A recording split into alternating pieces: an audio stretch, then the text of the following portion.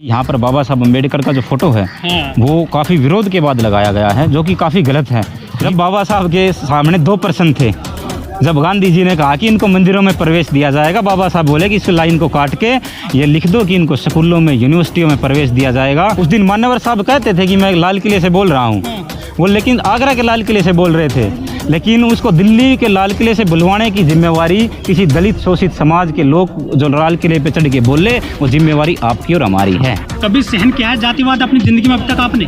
देखिए, जातिवाद का जहाँ तक सवाल है, हम तो पैदा होते ही सहन कर रहे हैं, हम तो पेट में होते हैं। वो बाबा साहब एनिहिलेशन ऑफ कास्ट में लिख के गए हैं कि वही हमारे जो समाज के जो झाड़ू निकालने वाले लोग हैं, जब उनकी जो हमारी माताएं हैं उनके हम पेट में थे, तो उन्होंने सोच लिया होगा कि ये जो मेरा बेटा पैदा होगा ये उस कमेटी में एक झाड़ू का काम करेगा, कि मटके बनाने वाला तो मटके बनाने का काम करेगा। ये तो कॉन्सेप्ट स्टैब्लिश किया गया 2500 साल से। तो बाबा साहब अम्बेडकर ने इसका विरोध किया और उन्होंने इसको तोड़कर ये कहा कि झाड़ू निकालने वाले का जो बेटा है ना, वो भी एक दिन लाल किले से झंडा फहरा सकता है।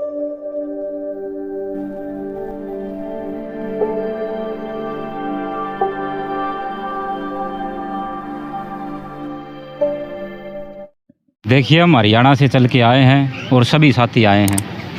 इस प्रकार के जो अधिवेशन है वो समाज में, जैसे बहुजन का जो अगर एक कॉन्सेप्ट होता, तो यहाँ जो स्टेडियम में नीचे नीचे बैठे, आप तो गए होंगे अंदर, जो नीचे बैठे लोग हैं ना, और जो ऊपर की जो कुर्सियाँ हैं वो भरी होती, यहाँ बैठने की जगह नहीं होती। अगर बहुजन का कॉन्सेप्ट यहाँ पे होता, एकता बनानी देखो ज़रूरी है समाज में, लेकिन उस एकता का फॉर्मूला वो हमने नहीं दिया है।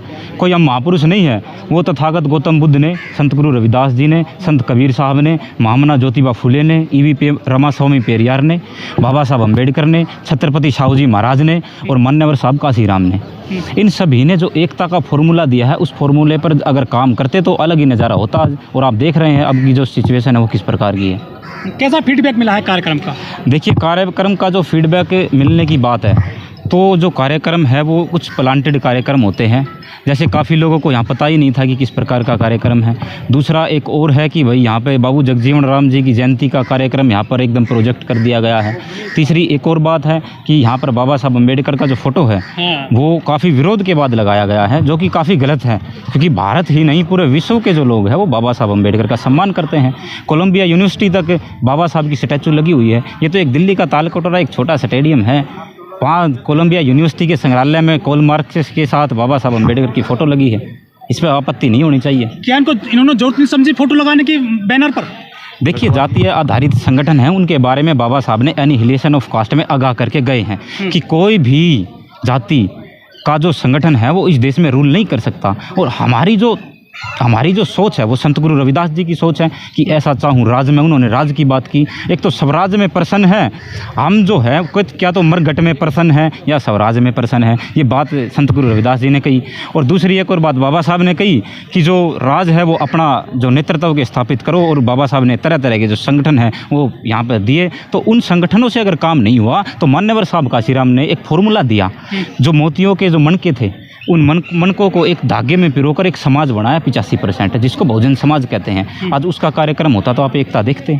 प्रदीप जी, कुछ लोग कहते हैं कि जो बौद्धिस्ट हैं वो तो रविदासी को नहीं मानते, और बाबा साहब भी जो बौद्धिस्ट बन गए थे तो रविदासी उनको नहीं मानते, अम्बेडकरवादियों को। क्या उसका रिजल्ट यहाँ दिखाई दिया है?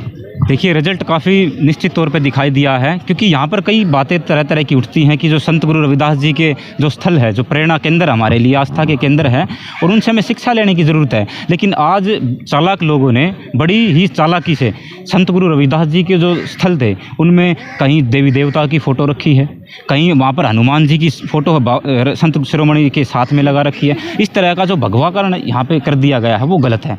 लेकिन जो संत गुरु रविदास जी की सोच थी वो मानव एक समान वाली जो बात थी, वो कॉन्सेप्ट पूरा एक बहुजन कॉन्सेप्ट 2500 साल का जो संघर्ष है उसको मान्यवर साहब काशीराम ने पिरोया था और उसको एक 85% का नाम दिया था। लेकिन जो चमार अधिवेशन शुरू हुआ है दिल्ली में, आज ये लगभग खत्म सा ही हो गया है, अब कुछ ज़्यादा इसका सकारात्मक इफेक्ट नहीं पड़ा है। तो ये तो चमार तो एक गाली भी दी जाती है इन लोगों को, ये इन्होंने अधिवेशन कर दिया। गाली नहीं, देखो चमार कौम है वो मजबूत कौम है, ये निश्चित तौर पे कहा जा सकता है, क्योंकि जो चमार है, जो शब्द है उसमें उनकी जो संख्या है, यहाँ पर जो संख्या जोड़ने की बात नहीं हो रही, हम उनको बहुजन बना के एक जातिवाद होता है सर। जातिवाद होता। जातिवाद इस पूरे देश में, वो बाबा साहब कह के गए थे कि भाई यहाँ पे जो वर्ण व्यवस्था है वो 4 मंजिला एक इमारत है, और 4 मंजिल में जिस मंजिल में जो पैदा हो गया उसको उसी मंजिल में मरना है, और ना तो सीढ़ियों से ऊपर जा सकता है ना नीचे जा सकता है, जिसमें मरना हो मरना है। और उनके साथ वहीं पे ऐसा इस देश में धर्म के आधार पर लोगों को बांटा गया कि वो ना तो ऊपर जा सके ना नीचे जा, ऊपर तो जाने का कोई मतलब ही नहीं है, ना नीचे जा सके, क्योंकि वर्ण व्यवस्था इस देश में स्थापित है। लोग इस नाम को छिपाते हैं, पीछे नहीं लगाते नाम के पीछे। आप इस नाम के नाम पे जो है नाम के साथ में अधिवेशन कर रहे हैं। ये बात मैं मान्यवर जी स्पष्ट कर चुका हूँ कि अगर बहुजनों का सम्मेलन होता, यहाँ पर देखने का दृश्य होता, और उस पूरे देश में कश्मीर से लेकर कन्याकुमारी तक लोग हैं वो आते, और इन जो इस तरह के सामाजिक प्रोग्राम होते हैं यहाँ पर कोई पैसे दे के बुलाई गई भीड़ नहीं होती। ये विचारों की ताकत है जो मान्यवर साहब ने दिए, जो बाबा साहब अम्बेडकर ने दिए, जो संत शिरोमणि गुरु रविदास जी ने दिए, महात्मा ज्योतिबा फुले ने दिए। तो बाबा जाति में बांटने की जहाँ तक बात है, जाति में बांटना है ना, जो बाबा साहब अम्बेडकर ने जब गुरु बनाने की बात आई तो तथागत गौतम बुद्ध को गुरु बनाया, राष्ट्रपिता ज्योतिबा फुले को गुरु बनाया, संत कबीर साहब को गुरु बनाया। तो जातियों की जो बात है इसको ख़त्म करके एक समाज को जोड़ने के लिए जो काम होना चाहिए ना धरातल पे, उसकी ज़रूरत है। आज जो मूवमेंट है वो आज इस दिशा में, जो गलत दिशा में जा रहा है, उसका परिणाम यही है कि लेकिन हमारे देश में तो ब्राह्मण सम्मेलन होते हैं, गुर्जर सम्मेलन होते हैं, जाट सम्मेलन होते हैं, ब्राह्मण सम्मेलन हो रहे हैं, तो ये चमार सम्मेलन भी हो गया है। देखिए, सभी की अपनी अस्तित्व की लड़ाई है, और जो मान्यवर साहब और हमारे जो महापुरुष थे वो हमें कॉन्सेप्ट दे के गए हैं ऑलरेडी।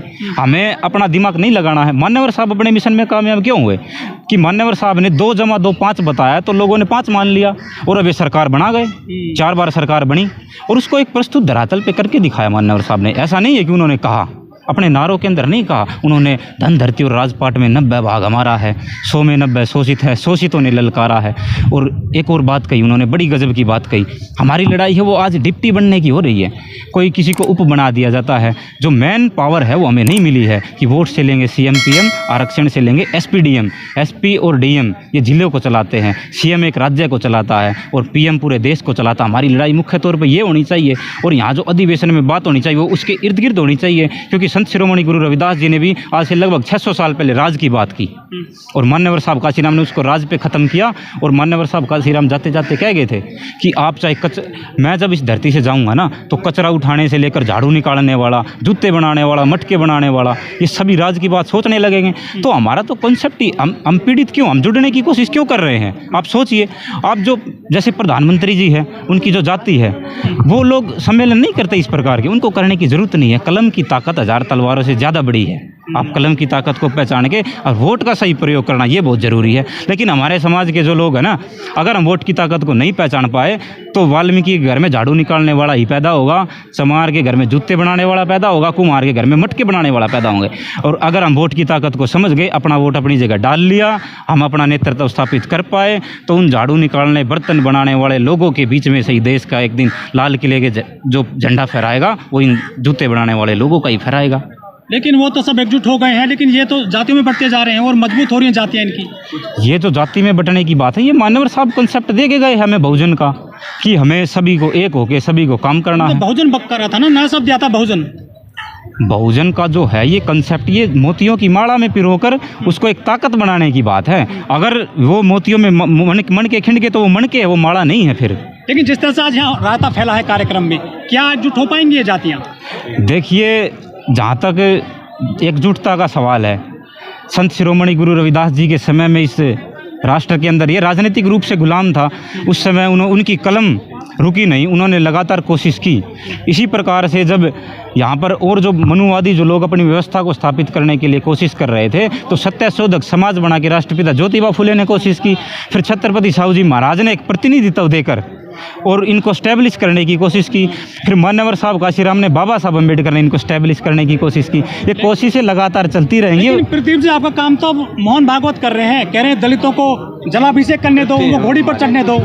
जब बाबा साहब के सामने 2 प्रश्न थे, जब गांधी जी ने कहा कि इनको मंदिरों में प्रवेश दिया जाएगा, बाबा साहब बोले कि इस लाइन को काट के ये लिख दो कि इनको स्कूलों में, यूनिवर्सिटियों में प्रवेश दिया जाएगा और इनको राजनीतिक रूप से प्रतिनिधित्व दिया जाएगा, इसको देश की संसद में इनको पहुंचाया जाएगा। उनका परिणाम है कि आज जो हमारे लोग 130 से 135 जो सांसद आज बैठे हैं ना, ये बाबा साहब अम्बेडकर के उस कलम की ताकत है।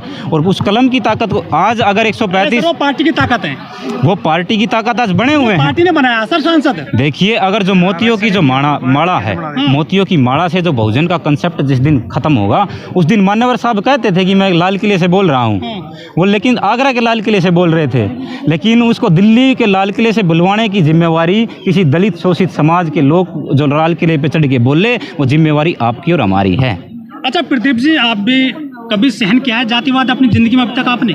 देखिए, जातिवाद का जहाँ तक सवाल है, हम तो पैदा होते ही सहन कर रहे हैं, हम तो पेट में होते हैं। वो बाबा साहब बेनिलेशन ऑफ कास्ट में लिख के गए हैं कि वही हमारे जो समाज के जो झाड़ू निकालने वाले लोग हैं, जब उनकी जो हमारी माताएं हैं उनके हम पेट में थे, तो उन्होंने सोच लिया होगा कि ये जो मेरा बेटा पैदा होगा ये उस कमेटी में एक झाड़ू का काम करेगा।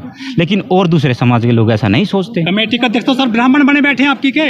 ये कमेटी नहीं मान्यवर साहब, जो झाड़ू निकालने की जो बातें हैं ना, कि मटके बनाने वाला तो मटके बनाने का काम करेगा, ये तो कॉन्सेप्ट स्टैब्लिश किया गया 2500 साल से। तो बाबा साहब अम्बेडकर ने इसका विरोध किया और उन्होंने इसको तोड़कर ये कहा कि झाड़ू निकालने वाले का जो बेटा है ना, वो भी एक दिन लाल किले से झंडा फहरा सकता है वोट की। मैंने अपनी जो रानी का पेट है ना, उसका ऑपरेशन कर दिया है और आपका जिम्मेवारी बाप की और हमारी है। अच्छा प्रदीप जी, आप यूनिवर्सिटी में हैं, बड़े लेवल पर पढ़ाई कर रहे हैं। आजकल जो एससी स्टूडेंट हैं, IIT में MBBS कर रहे हैं वगैरह, वो सुसाइड बहुत करते जा रहे हैं, घटना क्यों बढ़ रही है? देखिए, जातिवाद का जहाँ तक सवाल है, आप कश्मीर से लेकर कन्याकुमारी तक चले जाओ, पूरा समाज 6743 जातियों में बटा हुआ है। हमारे आपके साथ हमारे साथ लगभग हमेशा दिन प्रतिदिन अत्याचार होते हैं। वो अलग बात है कि कुछ लोग बता नहीं पाते। वो जैसे कबूतर और बिल्ली नहीं होती है कि भाई कबूतर ने आंख बंद कर दिया तो बिल्ली उसको दिखी नहीं। कबूतर ये सोचता है कि भाई बिल्ली चली गई है, लेकिन बिल्ली अपनी जगह पे है। जातिवाद सबके साथ होता है, हमारे साथ भी हुआ है, आपके साथ भी हुआ है। जाति है तो जातिवाद भी होगा। आप सर हरियाणा से आते हैं, हरियाणा में बहुत मजबूत है खाप कितना इंटरफेयर करते हैं सामाजिक व्यवस्था में? खाप का जो इंटरफेयर का जहाँ तक मामला है, हमारी जो सामाजिक लड़ाई है वो खापों की नहीं है, हमारी इंटरफेयर करती है, निश्चित रूप से करती है। जातिवाद को बढ़ावा देती है क्या? देखिए, जातिवाद जाता है कि जो गांव है वो जातिवाद की नर्सरी है। जातिवाद की नर्सरी कब तक है? जब तक हम उस बहुजन कॉन्सेप्ट को शामिल करके, हम जिस दिन हमारा कोई आदमी हमारे बीच का लाल किले से झंडा फहराएगा, उस दिन इस कंसेप्ट को हम तोड़ देंगे। और जो जहाँ तक आप खाप को जातिवाद ये इसकी बात कर रहे हैं, इस कंसेप्ट को भी तोड़ देंगे। जिसके हाथ में सत्ता आएगी वो अपने करेगा। हरवा मान्यवर साहब कहते थे कि भाई आपके हमारे घर में तो हरवा पैदा होगा, आपके घर का हाकिम बनेगा। तो हरवा और जो हाकिम, हम भी एक दिन हाकिम बनेंगे। मान्यवर साहब कॉन्सेप्ट दे के गए और उस पर काम हो रहा है। कितने साल लग जाएंगे करीब? देखिए, जहाँ तक साल लगने का सवाल है, मान्यवर साहब और बाबा साहब ने भी एक चिंता व्यक्त की थी कि मेरा जो शरीर है वो जर्जर हो चुका है और आपका जो समाज है, मैं इसकी हालत है ना, जो 4 खंभों पे एक तंबू खड़ा है उसकी तरफ देख रहा हूँ। ये खंभा अपनी जगह पे नहीं रहेगा, तो तंबू की जो हालत होगी वो मेरे लिए बहुत चिंताजनक स्थिति है। तो युवाओं को आगे आना पड़ेगा। युवा जब आगे आ जाएंगे तो इस देश की जो गद्दी है उस पर निश्चित तौर पर एक कोई बहुजन जो विचारधारा का जो व्यक्ति है वो इस देश का झंडा लहराएगा।